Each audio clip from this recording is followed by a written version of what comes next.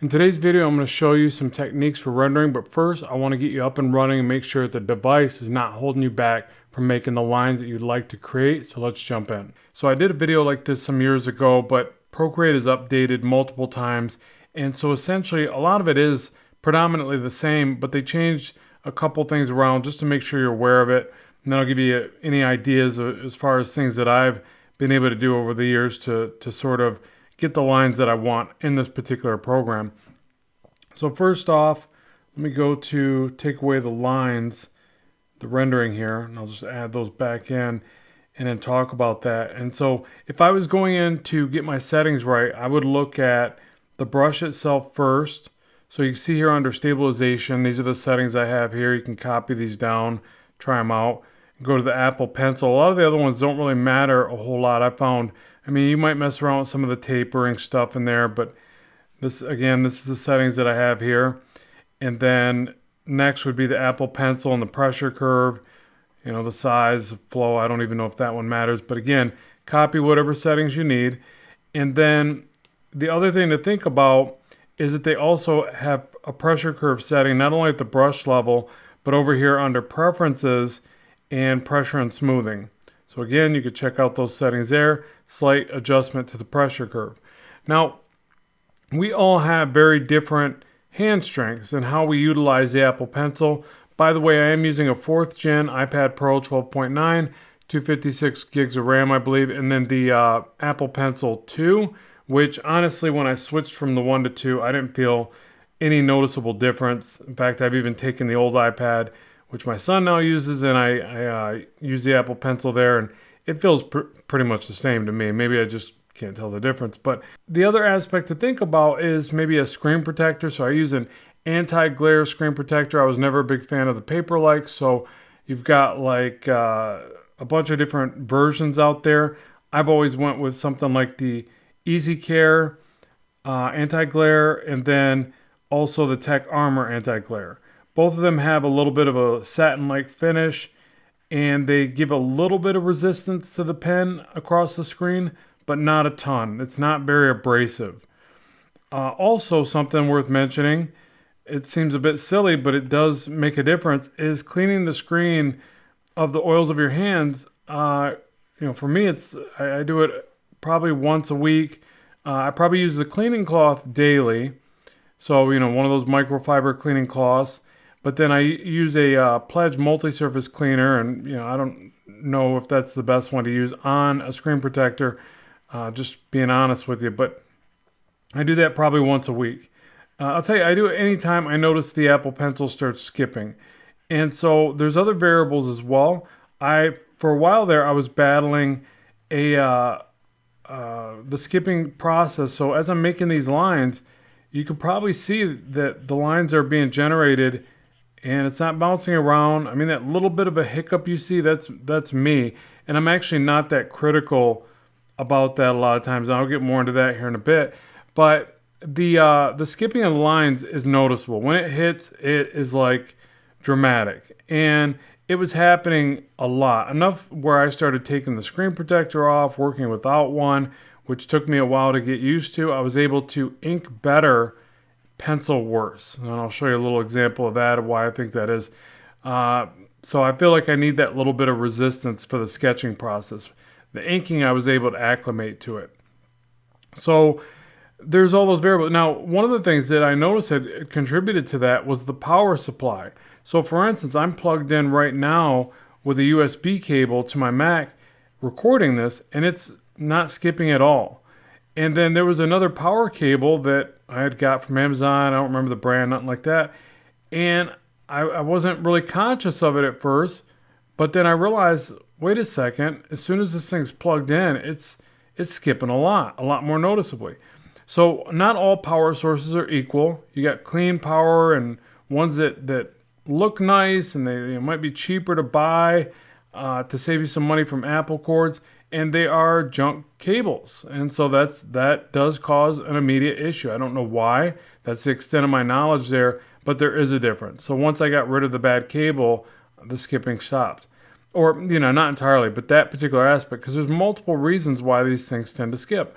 Another can be static. So I notice if I'm closer to other devices, it's more likely to happen. Now that also could be that the Bluetooth is getting, mixed up or something, right? Like just how like your Bluetooth speakers sometimes kick in and out. So there's that as well. So sometimes resetting the Bluetooth. And so another thing that I'll do, if I notice that this thing is skipping, I'll check to see how many apps are running in the background. So you swipe up on the screen, it'll show what apps, like if I had a bunch of apps running in the background, they would all show as different boxes here. And you push up to shut those off. I'm not going to do that now because it's working fine, but sometimes even shutting off Procreate in this manner, along with anything else running in the background, restarting Procreate, and it will run better, noticeably better. So that's like almost like any other computer. Like if you eliminate things that are running in the background, chances are you're going to get a better experience with the tools that you're currently using, right? So there's that. The other aspect of it is that you basically shut down everything. Even disconnect your Bluetooth with your Apple Pencil and reconnect it. If that doesn't work, you shut the entire iPad down. I imagine it clears out some sort of cache, and that will work better as well. So that, I know that was a lot to cover, and I'm sorry because it's like I'm not talking about the actual rendering, but hopefully you see the rendering occur and how I'm going about it. But I needed to get some of that sort of mechanical, technical stuff out of the way because all of those, I've noticed, play a role. Now, the other parts are, like I mentioned about the sketching. So what I'm going to do here is show you how I'd go about this. So when I sketch something like this, I actually start generally, for the most part, with a lower resolution document. The reason being is that if you're on a lower resolution document, the pencil itself feels different. It feels a tiny bit more responsive in my opinion, but it's probably just the fact that there's less resolution and pixels to cover, so I don't get an overly rigid experience with the pencil. You do this by going into here and changing that under Canvas, Crop and Resize, and you'll see that by the time I finish up, I'm at 6,000 pixels, but this is after the sketching process. Once I get to the inking process, I go to a higher resolution because I want tighter lines. So that's just part of the process for me. So that's another variable to play with, is it to see how your brushes react at different canvas resolutions. The other thing is to consider how you might be pulling these lines. So if you notice, I'm actually sculpting these lines. I'm pushing over them over and over again until I get like a tapered line. Not everybody does it this way. Some people get really good at throwing just one nice line like this. And you can see I can do it, but I get a different look that I'm not really after. It's subtle. It's probably not worth the time savings, honestly, or the time that I spend doing it this way. I just know what I'm after. I like this look, and there's times I go really far with this, and I purposely stagger the lines. And I would recommend you play around with that. You play around with different variables like how close the lines are in succession, how much taper they are, how much randomness from line to line versus how much consistency. And then, there's just so many variables to really consider, but I like introducing stuff like that. Sometimes I'll go back and touch a couple up. Sometimes I'll crosshatch with a little bit of curvature there to sort of reinforce the underlying form. I'm actually going to go back and look at the other one. I'm probably not even staying consistent to what I did before, but some of this is just, being creative and doing whatever feels right at the moment. But I practice a lot of different lines. Likewise, one of the things that I think is kind of really easy for a lot of people to play around with, and it does a lot of, it's pretty creative, is that you just sit there and go thin to thick, and you go around your artwork and you try that out, right? And it doesn't seem like it would do much. What it does, I think, is it gets you out of that routine of making line work, especially around the perimeter, but anywhere really, that's like this, where it's pretty much just the same weight. I almost can't do it because I purposely mix up the weightedness of the lines as much as possible. It just adds a lot more flavor to it. So, but again, if you're not ready for that and you're like sort of stuck in this mindset of like, where's the right spot to put the right line weight? just practice going thin to thick, thin to thick, thin to thick. It's neater than you think. It really does make the artwork look more interesting. And then you will start to spot, through repetition, you'll start to spot when things do look better. Now, another tip for that is just heavier line weight on the shadow side, right? I mean, that's the real simple way to think about it, but there's more opportunities than that. Like I've noticed that some artists like putting a nice heavy curve on the outside bend of a muscle like that, and it makes it pop. It just makes it look more dynamic and interesting. I don't know. But so there's that. There's also practicing the lines in a way where they are thinner or thicker versus the shadow. So I'll do some real thin ones first, show you what I mean. I like nice little thin ones to introduce this sense of scale. It is going to take longer. It is going to, make it look more detailed, I think. But it's not for every part of the artwork. You don't need to do that everywhere to get the effect. I like that. I like that. I feel like it introduces this feeling that what we're looking at is bigger because I'm using these tinier little lines. So it's that size comparison. But you want to practice doing that versus going in that same area and maybe trying some really thick lines. Again, obviously this is going to be much faster, a little bit different look. You can still do whatever you want, but it's just another way to think about it and to introduce it. I like to think of it like this. Like this is just an arm illustration, obviously, so I don't have a lot to basically delineate, but I like to think about the delineating process. So one material, one surface should be noticeably different than the other. So that's what I mean by delineating. And it really does, to me, add a lot of flavor to the illustrations. Well, I should not have pulled upward on those. It adds a lot of flavor to the illustrations where if everything is rendered exactly the same way, to me, it looks a little less interesting. See, and I feel like my lines are starting to pull funny. Did I leave? No. I was going to say, did I leave anything open? But I know I didn't. So that's another part. Sometimes you'll be doing this, and then all of a sudden the lines just start acting a bit wacky. Now the first one I usually go back to is just resetting the Apple Pencil on the Bluetooth. But again, I'll go through all those other steps if it starts messing up.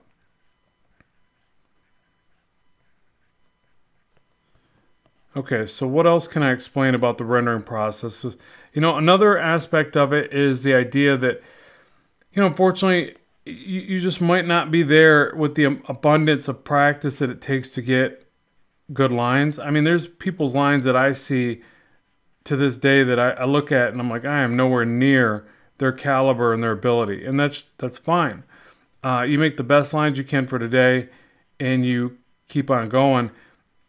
But, there is a certain amount of repetition that has to occur where you just get better and better at seeing the difference. Now, look how different those ones are just versus that. Like just that little bit. Yeah, I like these ones a lot better. I covered more space. So that's another thing to consider is covering more distance across the surface. I even let the lines break up more. You see that? It was funny that I did not realize that as I was doing this, but that's just that variation of that amount where you're just going to observe your work through sheer repetition and volume, and you're going to transform what you see as being your style over time, but you got to do a lot of it to get there. But I was breaking up a lot of those lines like this, and then by covering more area, I'm essentially saying, hey, this whole area is in a gradient type shadow. It's all in shadow, right? By putting this here like that. And that's essentially the difference from, that to that. And you see a lot more of those are broken up. And again, sporadic, like letting yourself not be so tight and concise. There's a different way of thought where you're sitting there doing a bunch of lines that might be like this. I'm going to make these nice thick to thin lines and one consistent pull over and over. I can't even to the lines I want right now. That sucks, but yeah, those are horrible. But let's say they weren't. Oh, I will show you one little workaround to that, especially if if I feel bad for anybody that's struggling like me to make those lines. You can go a shorter distance, and they'll immediately usually get better. Oh, I'm really struggling with those today. But that's not typically the way I make my lines, so that's why I need to practice that more. I will do them when they're curves like this. Like I'm a lot more likely, and also speed as well. I'm a lot more likely to do it with a bit more speed. But I'm even getting a little bit of wobble there, which I don't like. But I'm going to show you a quick workaround. Is another way to think about this is to do these in a very short area. So just so you know what I'm looking at, these are about the size of a dime as far as the height. And if you're watching this video 100 years in the future, a dime was this little silver looking coin. All right, anyways. And then we'll take this, and I'm just going to grab this with free transform, and I'm going to drag it out. And obviously it's a lot more of a rigid look because it's a bunch of straight lines, but you can't deny the ease and efficiency of it, right? So you take that, I want some cross hatching. I'll bring these over like, I don't know which way to bring these. Let's do a free form on these, bring them back to short, stretch them. You can play around with the distortion this way. That might look kind of cool. But you see that? Just like that, you got some cross hatching that was way easier, and you can really milk that technique. I know that's probably not what a lot of people want to see because they're like, dude, that's like not, that's cheating, and I get it. But I feel bad when people are really struggling to get the rendering they want. And come on, you got to look back in comic history. Zipatone was widely used for all sorts of effects. People don't use it as much these days, but it's still there. But that's a quick one. And you could probably even pull that off with some curves as well. I mean, you can liquefy that one, but I'm going to see if we can even emulate this with a curve. So I'll do, again, the shorter area makes it more easier. That's not correct English, sorry. More easier. That's exactly what I meant to say. And then let's see if it works with a curve. You just got to play around with the concept a bit and see if it, I guess it wouldn't because it takes away the curve as you're doing it. I would still play around with the idea. I like to experiment. Ooh, that's kind of neat. Not really. But maybe. Yeah, anyways. There's some experimentation and stuff. And never forget the power of the erasable line, the negative lines. Like you could do so many cool effects in your rendering just with those guys right there, right? Where's that other one at?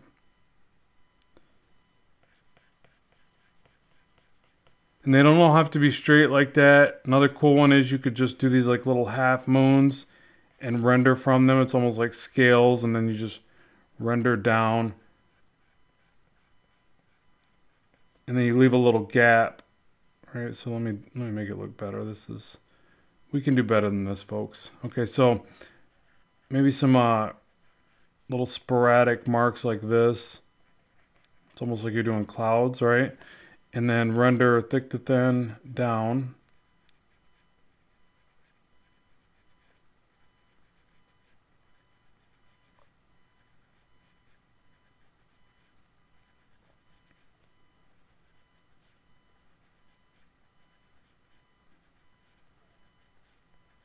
Figures I had to pick something that would take a few minutes here and an already long video.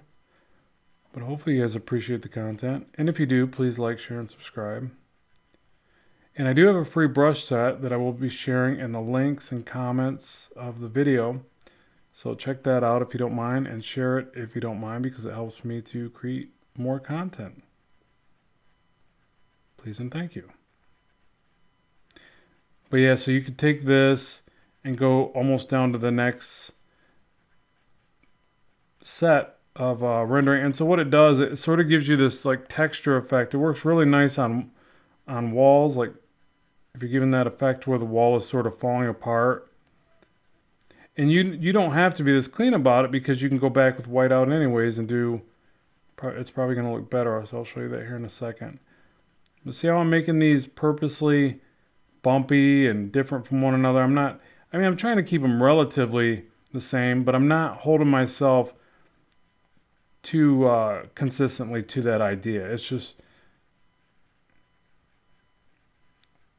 you know, just get them in there. And then, like I said, you take whiteout or eraser and you can sort of jog some lines back through this. And just like that, you can make something that looks pretty neat as a texture, right? And there's just so many ways to really think about this stuff, but that's really what a lot of it is. I mean, you got other concepts like, hey, heavier shadows on the shadow side. I like to do core shadows and then render to both sides a lot of times. That's just another technique. There's a lot to it, but hopefully this gets the ball going and shows you a thing or two about how to get the line work you want, and also how to make sure that the device isn't holding you back from that. So let me know what you think. If any questions, drop them in the comment section below. Thanks so much for following the channel. Good luck with the art, and bye for now.